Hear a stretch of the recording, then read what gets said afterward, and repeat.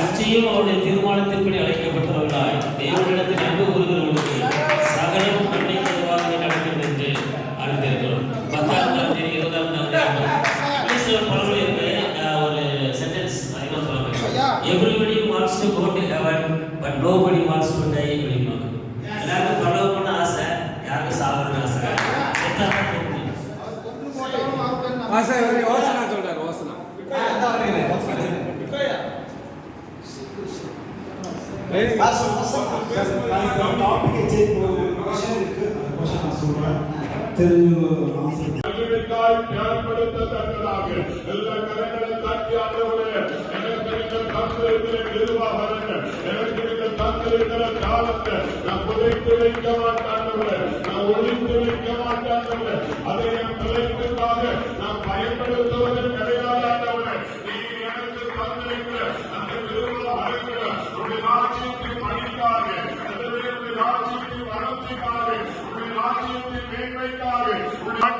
அண்டவரே மகிமையாய் பிரகாசிக்கத்தக்கதாக, மகிமையாய் வெளிப்படத்தக்கதாக கர்த்தர் எல்லாரும் மேலையும் அந்த பூரண கிருபையை எந்த வேலைக்கு அமர பண்ணுகிறார்கள், அப்போஸ்தலர் காலத்தில் அற்புதங்களையும் அடையாளங்களையும் செய்த தெய்வம் இந்த கடைசி கால அபிஷேகத்துக்கு உட்பட்டிருக்கிற எங்கள் கரைகளை அதை காட்டிலும் சேர்ந்த கிரிகளை, அதை காட்டிலும் பெரிதான கிரிகளை எங்களை கொண்டு செய்யப்பா, எங்களை கொண்டு செய்யப்பா, எங்களை அர்ப்பணிக்கிற மாட்டவரே, எங்களை ஒப்பு கொடுக்கிற மாட்டவரே, எங்களை பிரயோஜனப்படுத்துவீராக. ஹல்லேலூயா.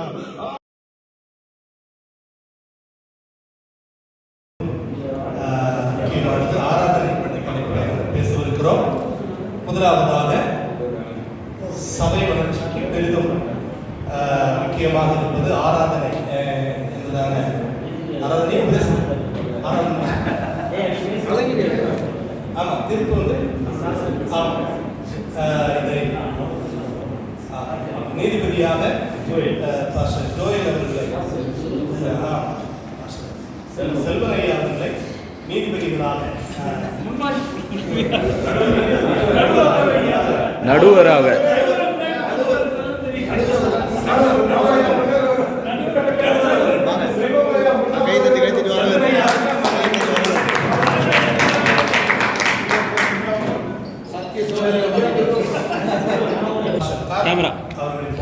நேரம் தவறாமல் உங்களுக்கு கொடுக்கப்பட்டிருக்கிற அந்த 4 நிமிடத்திற்குள்ளாக தங்கள் அன்பு முறையை முடிக்குமாறு கேட்டுக்கொள்கிறேன்.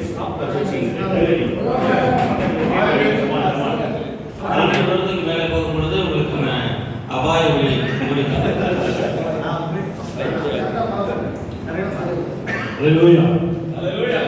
கர்த்தருடைய நாமத்துக்கு மகிமை உண்டாவதாக.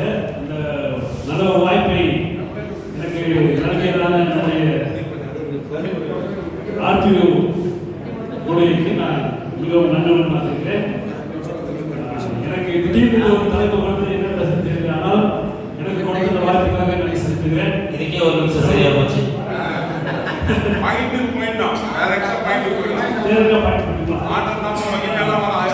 ஆராதனை மிகவும் அவசியமானதாக இருக்கிறது. சபையிலே ஜனங்கள் ஈர்க்கப்படுவதற்கு ஆராதனை மிகவும் அவசியம். இன்னைக்கு பாத்தீங்கன்னா எந்த ஒரு இடத்துலயும் உபதேசத்தை முக்கியப்படுத்தி என்ன பண்றதில்ல போகிறது. இன்னைக்கு யூடியூப் ஓபன் பண்ண என்னதான் வருது, எல்லாம் பாடல் ஆராதனை தான் வருது இல்லைங்களா? இன்னைக்கு ஜான் ஜெபராஜ் அவர்கள் பார்க்கும் பொழுது அவரை பத்தி சொல்லணும், நிறைய காரியம் சொல்லலாம். ஆனா அவருடைய பாடல்களால தான் அநேகர் என்ன பண்ணப்படுகிறார்கள், ஈர்க்கப்படுகிறார்கள். அல்லேலூயா. அதே போல பாத்தீங்கன்னா நம்முடைய தாவீது ராஜாவை பார்த்தோம்னு சொன்னாங்க, அவர் நல்ல ஒரு ஆராதனை வீரனாக இருந்தார்.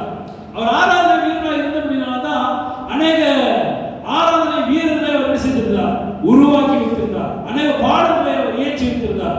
இன்னைக்கு பாத்தீங்கன்னா உபதேசத்தை நம்ம பார்க்கணும்னா உபதேசத்தினால என்ன பண்றது, அநேகர் என்ன பண்ணப்படுறதில்ல, ஈர்க்கப்படுவதில்லை.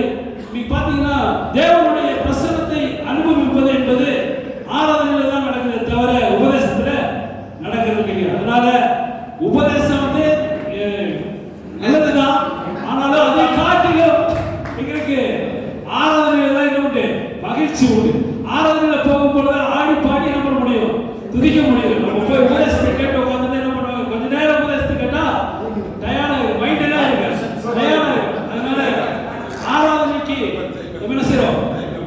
முக்கியத்துவம் கொடுக்கிறோம். தேவனுடைய பிரசன்னத்தை அனுபவிக்கிறோம். நம்முடைய மைண்டுக்குள்ள பார்த்தீங்கன்னா ரிஃப்ரெஷ் ஆகுது பார்த்தீங்கன்னா உபதேசத்தை கேட்கறதுனால இல்லை, பாடல்ல பாடுவது நிமித்தமாக என்ன செய்யறோம், நம்முடைய சிந்தை உற்சாகம் அடைகிறதாகவே இந்த டிவைட்ல எனக்கு தெரிஞ்சு ஆராதனை தான் அது அவசியமா இருக்கு. அதனாலதான் ஜனங்கள் ஈர்க்கப்படுவார்கள், அதனாலதான் ஜனங்கள் தேவ சமூகத்துக்கு வருவார்கள் என்று சொல்லி வாய்ப்புக்கு நன்றி சொல்லி விடைபெறுகிறேன். நன்றி, வணக்கம்.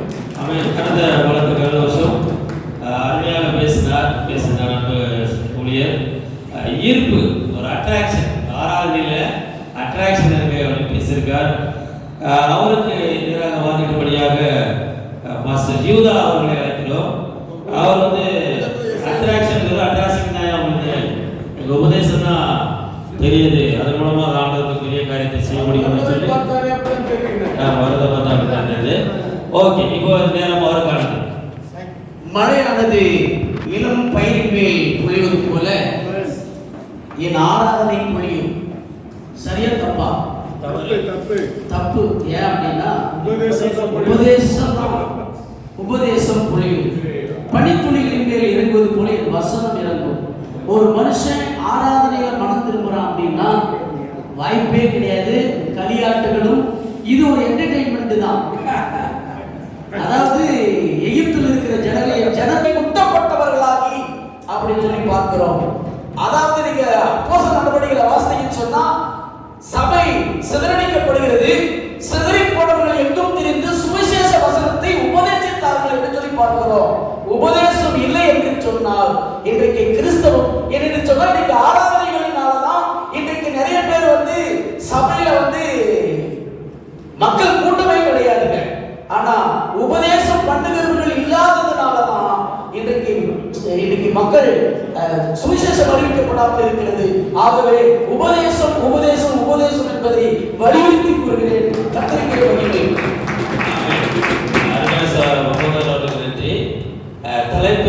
தலைப்போடு கொஞ்சம் தொடர்போடு பேசுற ரெண்டு பேரும் சபை இன்றைய 2025 இந்த காலகட்டத்திலே சபையின் வளர்ச்சிக்கு பெரிதும் உறுதுணையாக இருப்பது ஆராதனையா உபதேசமா. அவங்க பேசுறத வச்சு இதே சபை வளர்ச்சிக்கு தான் இருக்கு, இதே சபையினுடைய வளர்ச்சிக்கு தான் இருக்குது என்று சொல்லி அப்படி காரியங்களை நீங்கள் எடுத்து வைப்பீர்கள் என்று சொன்னால் தலைப்புக்கு மிகவும் பொருத்தமாக இருக்கும். அப்படியே வரையா பேசுறீங்க, அப்படி போயிருங்க.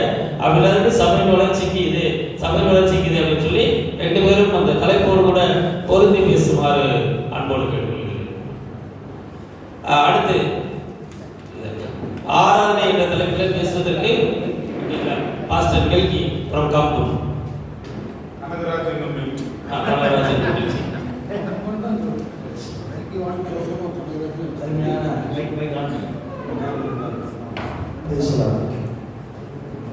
இதற்கு முன்பதாக பேசின பாஸ்டர் அவர்கள் சொன்னார்கள், வசனத்தின் மூலமாய் தான் ஒரு பெரிய மனதிரும்புதல் வருகிறது, சபைக்குள்ள ஒரு மறுரூபம் வருகிறது என்று சொன்னார்.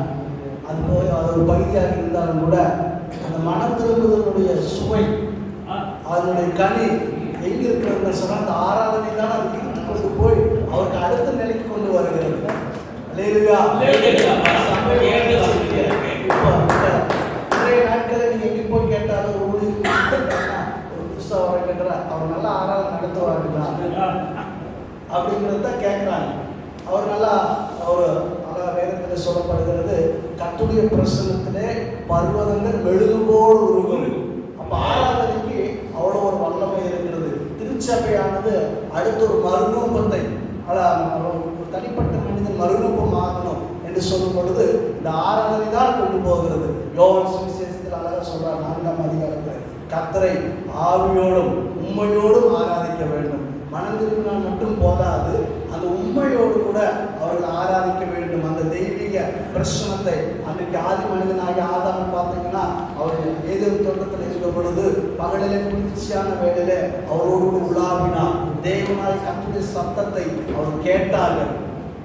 அருமையான ஐயா அவர்கள் சொன்னார்கள், அந்த 430 வருடம் இஸ்ரவேல் ஜனங்கள் அடிமையிலாக இருந்த பொழுது ஆராதனைக்கு தான் அவங்க கொண்டு போனார்கள், அது களியாட்டுக்கு தான் என்று சொல்லி சொன்னார்கள். ஆக்சுவலாக அது நாங்க அப்படி இல்லை. அதற்காக அவர்களை அங்கே கொத்தொழிப்பில் இருந்தவர்களை வேறு ஆராதனை வெளிக்கொண்டு வந்து ஒரு ஆடல் பாடலோடு கூட நிறுத்திக்காக கத்திர அவரை அங்கிருந்து கொண்டு கொண்டு வரல. மாறாக இதற்கு அந்த பார்வைக்கு ஒவ்வொரு முறை போகும்பொழுது என் ஜனங்களை ஆராதித்து விடுங்கன்னு சொல்லி அவள் பேசின பொழுதெல்லாம் அந்த ஆராதனையை முக்கியத்துவப்படுத்தினார் என்றால் அந்த இறை வழிபாடு, அந்த ஆராதனை, அந்த தெய்வீக பிரசனத்துல அவர்களை ஆராதிக்க வேண்டும். ஏன்னா இவர்கள் ஆண்டுடைய பிள்ளைகள், தேவனுடைய ஜனங்கள் இன்றைக்கு அடிமைகளாக அந்த எகிப்துல ஒரு நிலையான பொழுது அவர்களை வெளியே கொண்டு வர வேண்டும் என்று சொன்னார். ஆகவே இன்றைய காலகட்ட திருச்சபைக்கு அல்லது திருச்சபையின் வளர்ச்சிக்கு ஆராதனை இன்றியமையாததாக இருக்கிறது. அதனாலதான் எந்த ஒரு கூட்டத்தை செய்யும் பொழுது நம்ம எடுத்துக்கொண்டு பேசுவதில்லை. ஆண்டவரை துதிக்கிறோம், வாழ்த்துகிறோம், அவர் செய்த நன்மைகளை எல்லாம் புகழுகிறோம், அவருக்கு நம்ம முழுதும் ஒப்புக் கொடுக்கிறோம். கர்த்தருடைய நாமத்தினாலே அந்த ஆராதனையானது அவ்வளவு ஒரு திருச்சபைக்கு முக்கியமான ஒரு காரியமாக இருக்கிறது. இந்த காலகட்டத்தில் எங்க பார்த்தாலும், இந்தியாவிலும் சரி பிற தேசங்களில் பார்த்தாலும் சரி, ஆராதனைகள் அப்படி ஆராதிக்கிறார்கள், இசைக்கருவிகளை வாசிக்கிறார்கள். பெரிய ஒரு மறுமலர்ச்சியை நாம் இந்த ஆராதனைகளை பார்க்கிறோம். ஆகவே இன்றைய காலகட்ட திருச்சபைக்கு ஆராதனை தான், ஆராதனையானதான் திருச்சபை வளர்ச்சிக்கு நம்மை ஆசீர்வதிப்பாராக. ஆமென். உபதேசம் ஆராதனை தான் ஒரு மனிதனை அடுத்த லெவலுக்கு, நெக்ஸ்ட் லெவலுக்கு, சபையின் வளர்ச்சியில் அடுத்த லெவலுக்கு கொண்டு போகிறது ஆராதனை தான் என்ற தலைப்பில் சகோதரர் பேசினார். பேசிட்டு அவர் போய் உட்காந்துட்டாரு. அடுத்தபடியாக உபதேசம் என்கிற தலைப்பில் பேசுவதற்கு அன்பு சகோதரர் சாம் செபராஜ் அவர்கள் வைக்கிறோம். கரகோஷத்தோடு அவரை நாம் வரவேற்போம்.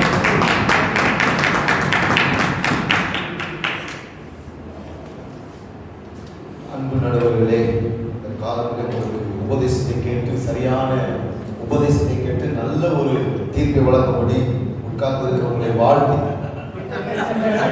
வந்திருக்கிற அனைவரையும் உபதேசத்திற்கு செவி கொடுத்து கேட்டு இந்த உபதேசத்திற்கு சரியான காரியத்தை செய்ததால் தான் நம்ம எல்லாம் உட்கார்ந்துருக்கோம். ஆராதனை பண்ணுங்கன்னா எல்லாரும் அங்கங்க போயிட்டோம். நீங்களே பார்த்துருக்கீங்க, இருக்கிற ஆராதனை யார் உட்கார்ந்து உபதேசத்தை கேட்டா ஒழுங்கா உட்கார்ந்துருக்கோம். ஆராதனை கேட்டு அருமையா பேசினாரு. அவர் பேசும்போது பார்த்தீங்கன்னா, ஐயா பேசும்போது ஆரம்பிக்கும் போதே 8 முறை உபதேசத்தை பற்றி பேசிட்டாரு. ஆனால் அவர் பேசுனதே ஆராதனைக்கு தான். ஆனால் இன்னைக்கு பார்த்தீங்கன்னா ஆராதனை போது எல்லாருமே ஆராதிக்கிறோம் தான். இன்னைக்கு சபைக்கு முக்கியம் ஆராதனை அப்படின்னு பேசுறோம். ஆனால் உபதேசத்தை கேட்டாதான் ஆராதனைக்கு ஒழுங்கா உட்காரும்.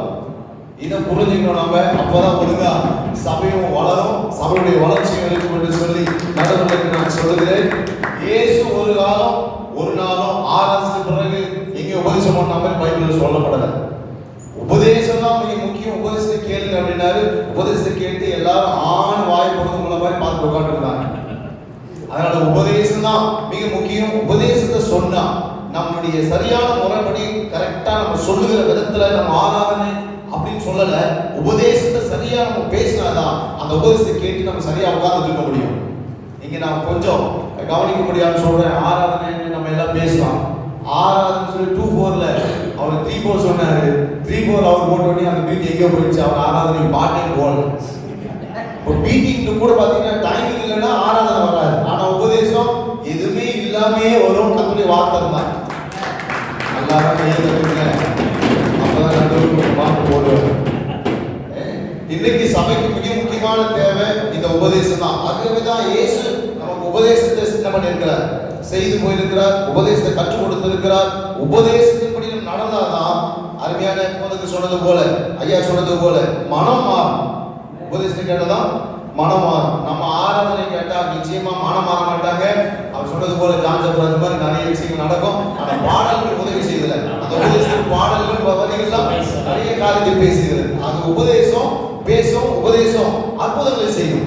இயேசுவான்னு சொன்ன ஒவ்வொரு உபதேசத்துல கூட யாரும் அற்புதத்தை பெறாம இல்லை, எல்லாரும் அற்புதம் பெற்றுக்கொண்டார். சீஷர்களுக்கு அவர் சொல்லிக் கொடுத்தது என்னன்னா, உபதேசத்தை போய் என்ன பண்ணுங்க, சகல சிருஷ்டிகள் நீங்க என்ன பண்ணுங்க, போய் பிரசங்கிங்கள் என்று சொன்னார் இல்லையா?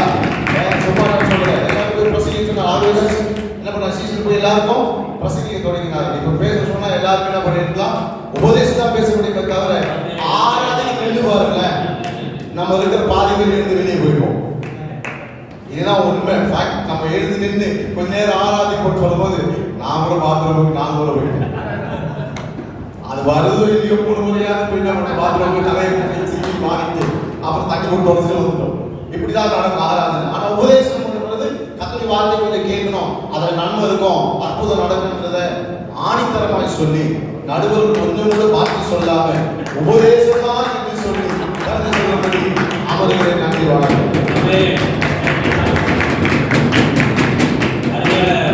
சாம் ஜெபராஜ் அவர்கள் மிகவும் அளவாக தெளிவாக அவர் பேசினார். அவர் மரணி அன்போடு கூட மிரட்டிட்டு போயிருக்காரு. வேற ஏதாவது சொல்லுங்க பார்ப்போம் அப்படின்னு சொல்லி அவர் திரளான ஜனங்களை கண்ட பொழுது மலையின் மேலே ஏறினார். அவர் உட்கார்ந்த பொழுது சீசர்கள் இடத்தில் வந்தார்கள்.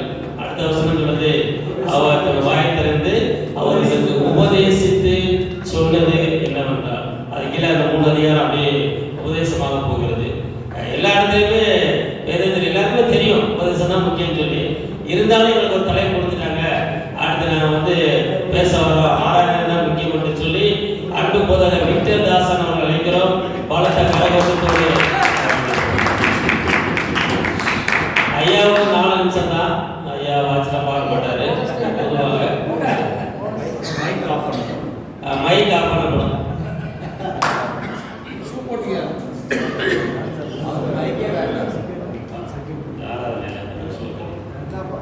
கர்த்தருடைய பரிசுத்த நாமத்துக்கு மகிமை உண்டாகட்டும்.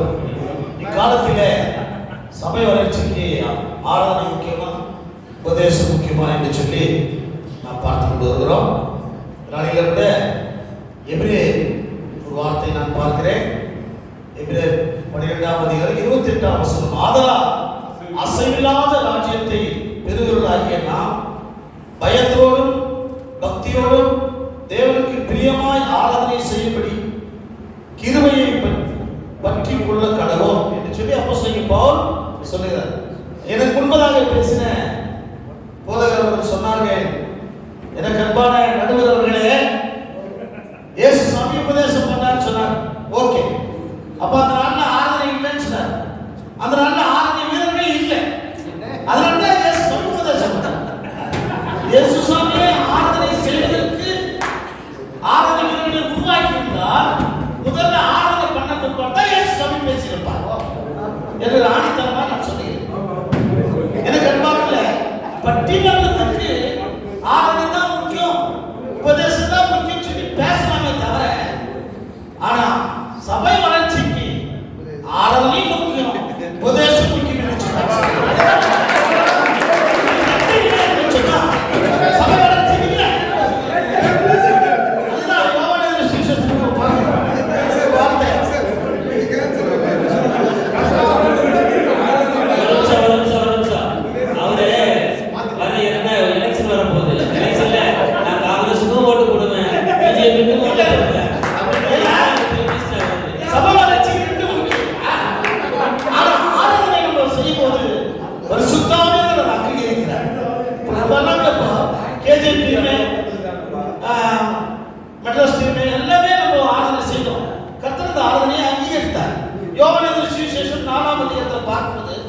உண்மையாய் தொழுது கொள்கிறவர்கள் பிதாவை ஆவியோடும் உண்மையோடும் தொழுது கொள்ளும் காலம் வரும், அது இப்பொழுதே வந்திருக்கிறது.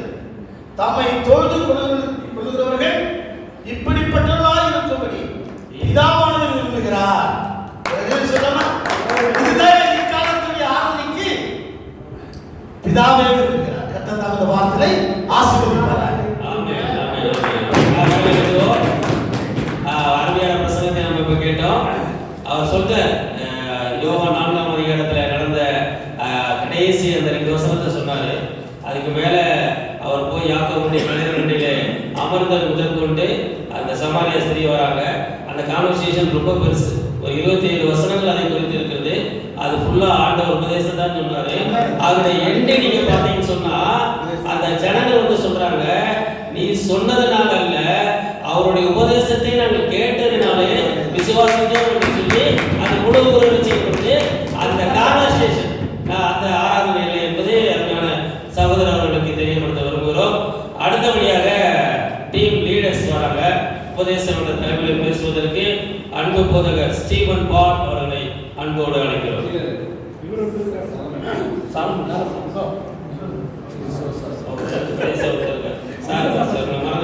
உபதேசம் என்ற தலைமையில் பேசுவதற்கு அன்பு போதகர் விரிவுரையாளர்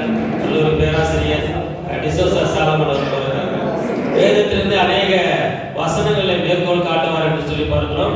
அவர் மட்டும்தான் வேதத்திலிருந்து விக்டர்தாசன் மட்டும் பேசுறாரு. வேற யாரும் பைபிள் கோட் யாரும் பண்ணல.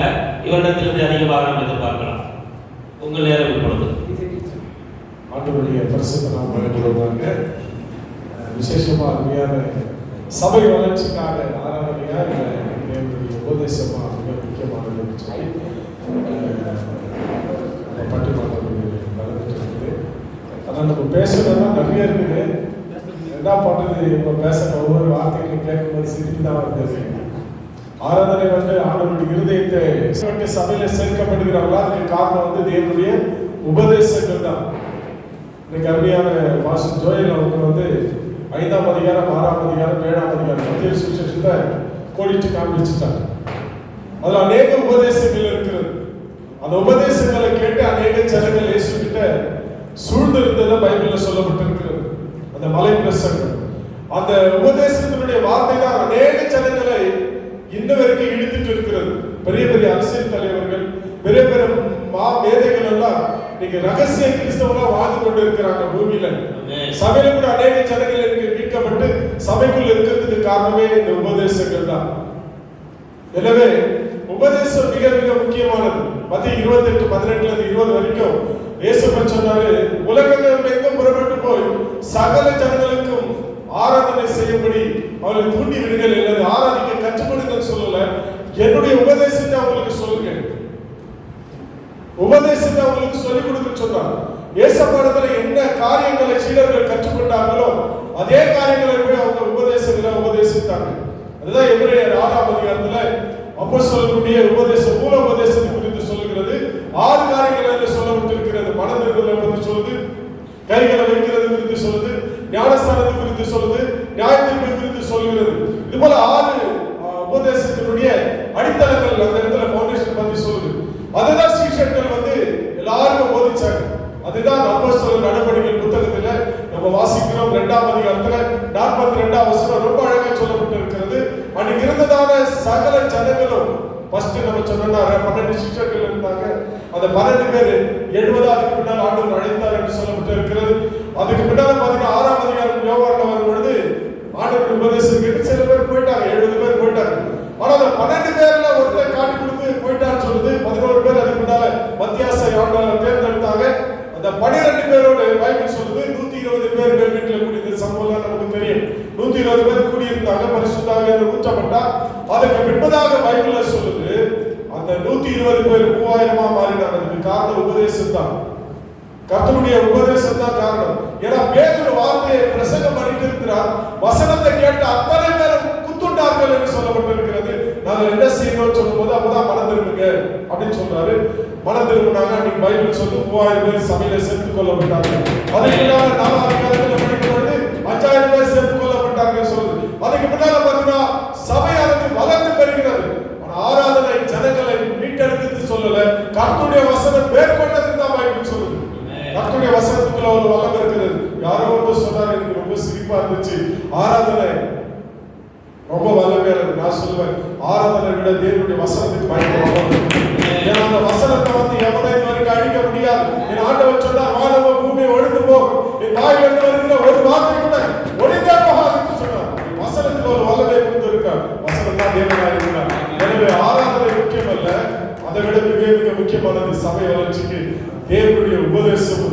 தேவனுடைய உபதேசமா இருக்கிற வசனம் தான் மிக முக்கியம் என்பதை கூறி நான் விடைபெற ஆசைப்படுகிறேன். அருமையான போதகர்கள் மிக அருமையாக பேசினாங்க. இந்த பூமியில உபதேசம், நித்தியத்திலே நமக்கு ஆராதனை, நித்திய காலமாக. ஆமென். ஒரு காரியத்தை மட்டும் இடத்துல சொல்ல விருப்பப்படுகிறேன். சென்னையில நான் போகும்போது பார்த்தீங்கன்னா நிறைய போஸ்டர்ஸ், சுவிசேஷ கூட்டங்கள், சிறப்பு கூட்டங்கள், சபைக்குள்ள நடக்கிறது, சபைக்கு வெளியே நடக்கிறது, போதகர்கள் பேர்லாம் போட்டிருப்பாங்க. அந்த பாஸ்டர் பேர், கெஸ்ட் ஸ்பீக்கர் போட்டு நிறைய பார்த்தீங்கன்னா பிராக்கெட், அவர் பேர் சோர்ஸோ பாஸ்டர், இந்த பாடல் புகழ், அடுத்து இந்த பாடல் புகழ். யாரை பார்த்தாலும் அந்த பாடல் புகழ் இருந்தால் தான் உள்ள ஆளை வர வைக்கிறது. அந்த கூட்டம் நடத்துவதற்கு அவங்களுக்கு உபதேசம் பண்ணணும் அப்படின்னாலே அந்த பாடல் புகழ் தேவைப்படுகிறது. இந்த இந்த பாட்டு பாடுவாரா, ஏன்னா அவர் அது மேலே தெரியாது. அதில் கூட சிங்கிள் ட்ரெண்ட் அப்படின்னு கேட்டால் ஒரு பாட்டு, அந்த பாட்டு ஃபேமஸ் ஆயிடுச்சு. அதுக்கடுத்து 4, 5, 6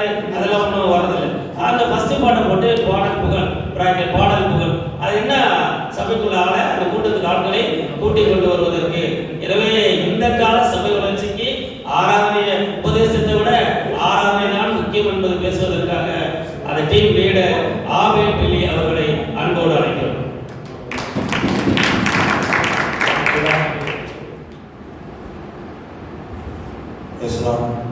கர்த்தருடைய நாமத்துக்கு மகிமை உண்டாவதாக.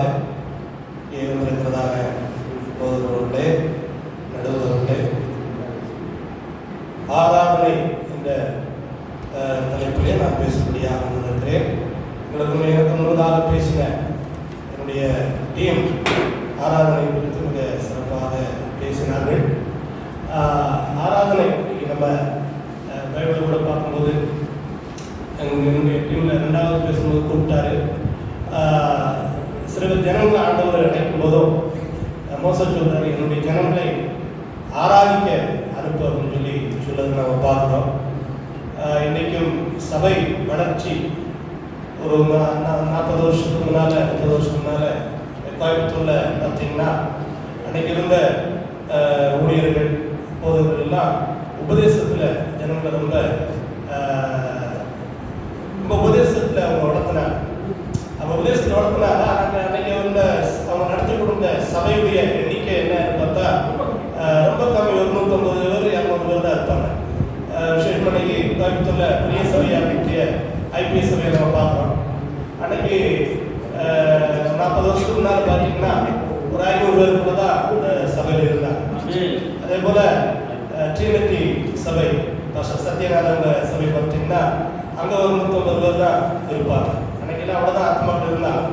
அதே போல் இன்னைக்கு பார்த்தீங்கன்னா இன்னைக்கு ஆராதனைக்காக அந்த அந்த காரியங்கள்லாம் கொஞ்சம் மாற்றங்கள் ஏற்படுத்தி லைட்டெல்லாம் போட்டு சூப்பர் ஆராதனையை கொஞ்சமாக அந்த ட்ரெண்டை கொஞ்சம் மாற்றினதுனால இன்னைக்கு 10,000 ஜனங்கள் சபையில் இருக்கிறத நம்ம பார்க்கணும். ஆமாம், 10,000 சபை 10,000 விசுவாசி இருக்கிறாங்க இன்னைக்கு ஐபிஎஸ் சபையில். அதுக்கு மிக முக்கியமாக என்ன அப்படின்னா உபதேசம் வந்து 3/4 மணி நேரம் தான், அந்த செய்தி வந்து 3/4 மணி நேரம் தான். ஆனால் ஆராதனைக்கும் பாருங்க 1.5 மணி நேரம். அந்த லைட்டும் அந்த புகையும் ஆராதனைக்கு வந்து அந்த ரோட்டில் போகிற மக்கள் கூட அந்த உள்ள வந்துடுவாங்க. ஆனால் இது நடக்குது, ஏசாமி பற்றி இப்படியெல்லாம் பாடுவாங்களா ஆடுவாங்களா அப்படின்னு சொல்லி மக்கள் எல்லாம் அப்படியே கூட்டமாக வராங்க. அதனால் இன்னைக்கு சபை எங்க பயங்கர பொறுத்தவரையில் அந்த 40 எனக்கு தெரிஞ்சு ஒரு 30 வருஷம் முன்னால இருந்த சபைகள் 150 விசுவாசி 200 விசுவாசிக 500 விசுவாசிகள் இருந்த சபைகள் எல்லாமே இன்னைக்கு 10,000 7,000 5,000 2,000 3,000 விசுவாசிகளோடு கூட அந்த சபைகள் எல்லாம் இன்னைக்கு பெருகி இருக்கிறத பார்க்குறோம். அந்த சபை வளர்ந்து இருக்கிறத பார்க்குறோம். நம்ம பேசுறது சபை வளர்ச்சி தான். அப்போ பெரிதும் இன்னைக்கு சபை வளர்ச்சிக்கு ரொம்ப முக்கியமாக இருக்கக்கூடிய ஒன்று ஆராதனை. ஏன்னா இயேசுப்பாவே ஒரு 3 வருஷ உபதேசத்துல ஜனங்கள் எல்லாம் அவரோட கூட ஜனங்கள் எல்லாம் ரொம்ப ஆயிரக்கணக்கான ஜனங்கள் அவரை பின்பற்றினாங்க. ஆனா கடைசி நேரம் அவர் உபதேசிக்க ஆரம்பிச்சார். உபதேசம் பண்ண ஆரம்பிச்சோன்னா கூடத்துல வந்தவங்க எல்லாம் அப்படியே பேக் அடிக்க ஆரம்பிச்சிட்டாங்க. கடைசி போகும்போது அவர் கண்ணை வந்து பார்க்குறாரு, 12 பேர் தான் உட்காந்துருக்கிறார். அப்பவும் கேட்கிறார், நீங்களும் போயிருந்தீங்களா? அப்போ கூட்டமா வந்தாங்க, 1000 அவரை பின்பற்றினாங்க, நெருக்கினாங்க. கூட்டத்தை கண்ட்ரோல் பண்ணவே முடியல. ஆனா உபதேசம் பண்ண ஆரம்பிச்சாரு, கூட்டம் எல்லாம் கலைஞ்சு போயிடுச்சு.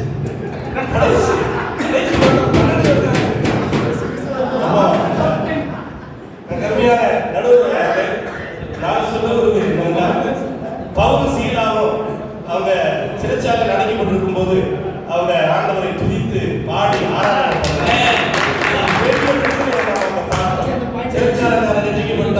அவர் அந்த கூடத்தில் இருந்த நிறைய ரட்சிக்கப்படுறதுக்கு வாய்ப்பு இருந்திருக்கு. அதை நம்ம வெளியில பார்க்கணும் கூட கண்டிப்பா அந்த சிறைச்சாலைக்காக ரட்சிக்கப்பட்டிருக்கிறாங்க.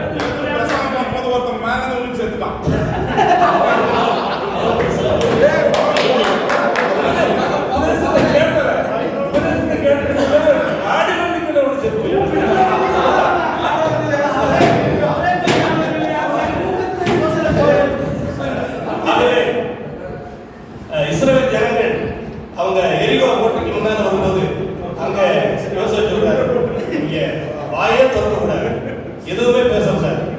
ஒருவேளை அவங்க உள்ளுக்குள்ளால ஒருவேளை அந்த நியாயப்பிரமாணத்தை தியானம் பண்ணாங்கன்னு தெரியல, அல்லது ஜோம் பண்ணாங்கன்னு தெரியல.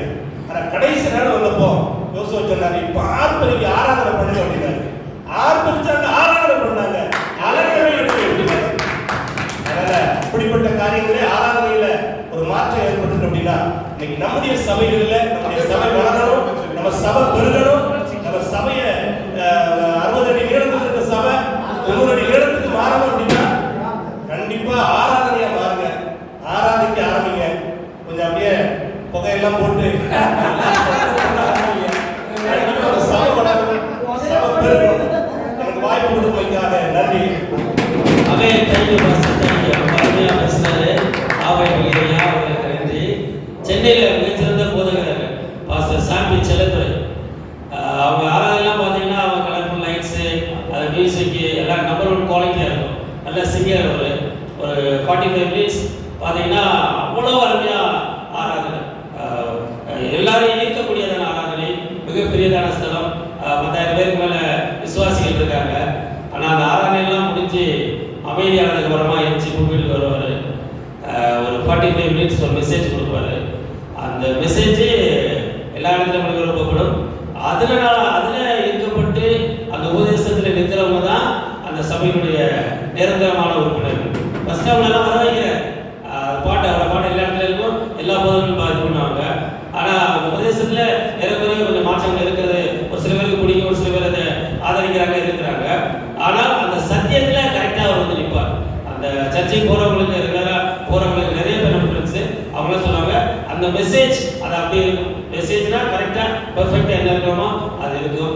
எனவே அந்த உபதேசம் தான் அந்த சபையுடைய. இப்போ அந்த இடத்துல நம்மளை காலி பண்ணிட்டாங்க, வேற ஒரு இடத்துல ஜீசஸ் காலத்தில் டெம்பரரியாக இப்போ ஆராதனை பண்ணிட்டு இருக்காங்க.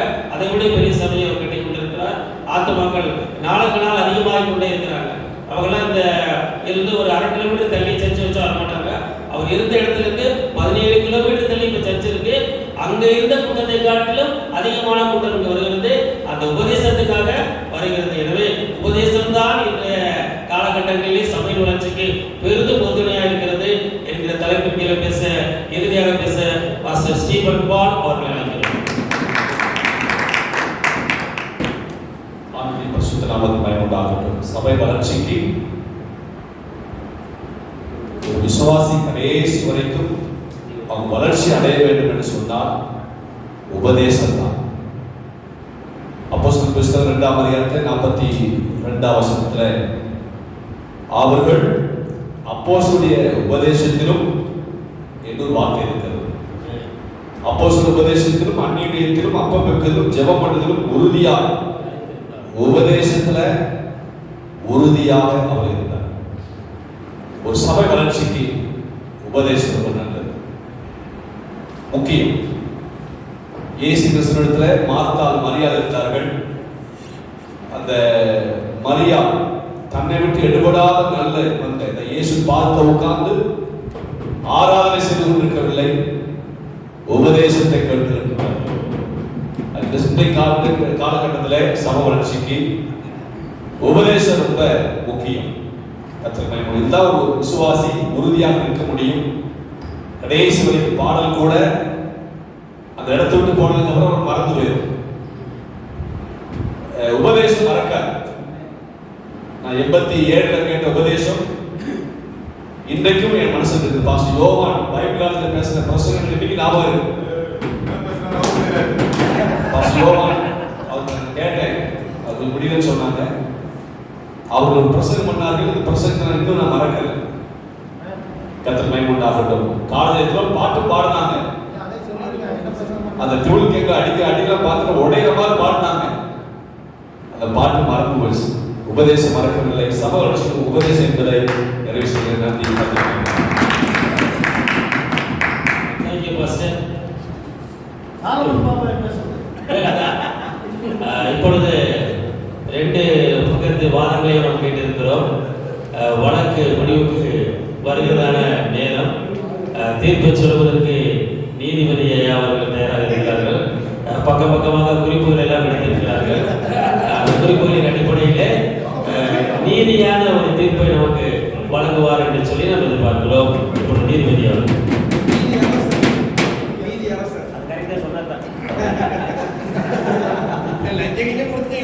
இன்றைய சபை வளர்ச்சிக்கு ஆராதனை முக்கியமா உபதேசம் முக்கியமா என்கிற தலைப்பில் அருமையாக பேசின 2 பக்கம் உள்ள பாஸ்டர்ஸ் எல்லாருக்கும் வாழ்த்துக்கள்.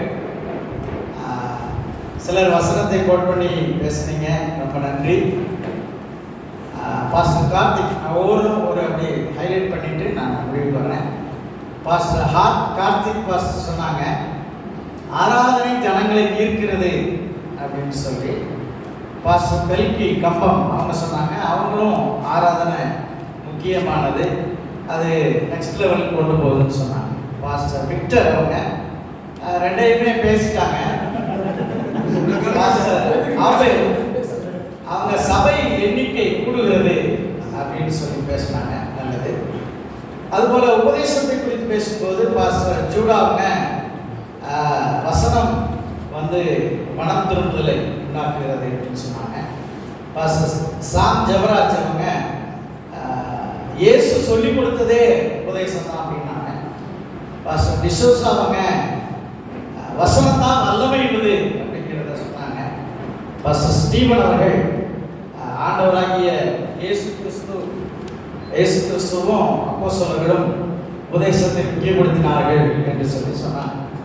தலைப்பை நன்றாக நாம் கவனிக்க வேண்டும். இன்றைய சபை வளர்ச்சிக்கு முக்கியமானது ஆராதனையா உபதேசமா அப்படின்னு சொல்லி. ஆனால் இந்த ரெண்டையும் நம்ம பார்த்தா எல்லா காலத்துக்கும், பழைய ஏற்பாட்டு காலத்துக்கும் புதிய ஏற்பாட்டு காலத்துக்கும் இப்போ உள்ள காலத்துக்கும் சபை வளர்ச்சி நடந்து கொண்டுதான் இருக்கிறது. எல்லா காலத்துக்கும் சபை வளர்ச்சிக்கு முக்கியமானது ஆராதனையும் உபதேசம் தான், ரெண்டும் முக்கியம்தான். ஆனால் இன்றைய காலத்திலே சபை வளர்ச்சிக்கு நம்ம பார்க்கிற வண்ணம் ஆராதனையை தான் முக்கியப்படுத்துகிறார்கள். அது தவறானது. இரண்டையும் நாம் முக்கியப்படுத்த வேண்டும், இரண்டையும் பேலன்ஸ் பண்ண வேண்டும். ஏன்னா வசனம் அப்படிதான் கற்றுக் கொடுக்கிறது. ஆண்டவராகிய இயேசு, அடுத்தது அவருடைய அப்போஸ்தலர்கள், இவங்க ரெண்டு பேர் சொன்னாதான் நம்ம இன்றைய காலத்துல, அன்னைக்கு அப்படிதான் நடந்துருந்தாங்க, இன்னைக்கு அப்படிதான் நடக்கணும். இயேசு கிறிஸ்து என்ன சொன்னார், அவர் உபதேசத்தை கேட்ட சீசர்கள் அவங்க என்ன போதித்தாங்க, அதுல அப்போஸ்தலனாகிய பவுல் சேர்க்கலாம். ஏன்னா அவர் அப்போஸ்தலர் லிஸ்ட்ல வந்துடுறார். ஆக இயேசு கிறிஸ்து என்ன சொல்லியிருக்கிறார், சீஷர்கள் என்ன சொல்லியிருக்கிறார், அதுதான் சரியான காரியம், அதைத்தான் நாம் பின்பற்ற வேண்டும். எக்காலத்துக்கும் அது பொருத்தமாகவும் இருக்கும். இப்ப அதை குறித்த ஒரு 2 வசனத்தை நான் சொல்ல விரும்புகிறேன். மத்தேயு 15:9 குறிச்சு வச்சுக்கோங்க. அப்போஸ்தலர் 24:14. மத்தேயு 15:9, அப்போஸ்தலர் 24:14. இந்த ரெண்டுலையும் நாம் பார்க்கும்போது ஒன்று இயேசு கிறிஸ்து, இன்னொன்று அப்போஸ்தலனாகிய பவுல் சொல்கிற காரியம். இரண்டிலையும் பார்க்கும் பொழுது கற்பனைகளை உபதேசமாக போதித்து வீணாக ஆராதனை செய்கிறார். ரெண்டு வந்துட்டா, உபதேசம் வருது, ஆராதனை வருது. ஆனா ரெண்டையும் சரியா செய்யல. அதான் அந்த ஆண்டவராகிய இயேசு சொல்கிறார். ஆகவே கற்பனைகளை அப்படின்னா டாக்டரின்ஸ், தேவனுடைய உபதேசத்தை சரியாக கைக்கொள்ள வேண்டும். வீணாக ஆராதனை செய்யாம மாதிரி பக்தியுள்ள ஆராதனை செய்யணும் அப்படிங்கிறது அந்த வசனத்தினுடைய முக்கியமானது. ஆகவே உபதேசம், ஆராதனை ரொம்ப முக்கியமானது. பவுல் சொல்றாரு அந்த அப்போஸ்தலர் 24:14, ஆராதனை செய்து, இந்த வசனத்தை முழுசு நான் சொல்றேன் சொல்றேன், ஆராதனை செய்து எழுதி இருக்கிறவைகளை விசுவாசிக்க வேண்டும். அப்படின்னா ஆராதனை முக்கியம், எழுதி இருக்கிற வசனமும் முக்கியம். அதே போல நம்ம பட்டிமன்றத்துல நான் எதிர்பார்த்த மாதிரி ஒரு காரியத்தை விசோ கோட் பண்ணாங்க. அதுக்கு இன்னொருத்தர் சொன்னாரு, 4வது இடத்தை விக்டர்தாசன் சொன்னாங்க. அந்த சமாரிய ஸ்திரீயின் இடத்துல 2 ஆண்டவர் என்ன செய்றார் சொல்றார், உபதேசித்து ஆராதனையும் அங்கே முக்கியப்படுத்துகிறார். ஆகவே எக்காலத்துக்கும் பொருத்தமானது ஆராதனையும் உபதேசமும். அதுல இன்னொரு காரியத்தையும் கடைசியா நான் சொல்லி, ஜான் ஜெபராஜ் குறித்து சொன்னாங்க, ரொம்ப நல்லது. அவரு பேலன்ஸ் பண்ணல, ஆராதனை மட்டும் முக்கியப்படுத்துறாரு. ஆராதனை பெஸ்டா தான் இருக்குது. எத்தனையோ முறை அவருடைய பாடல்களை இன்னைக்கு கேட்கும்போது நான் அழுதுருக்கிறேன். ஆனா கொஞ்சம் உபதேசத்துல மாத்திரம் இருந்திருந்தான்னா இன்னைக்கு டாப்ல போயிருப்பாரு. காரணம் என்ன, ரெண்டையும் புரிந்து கொள்ளாததுனாலே. ஆகவே எக்காலத்துக்கும் சபை வளர்ச்சிக்கு பொருத்தமானது, எண்ணிக்கை கொண்டு போய் சேராது. சபை வளர்ச்சியில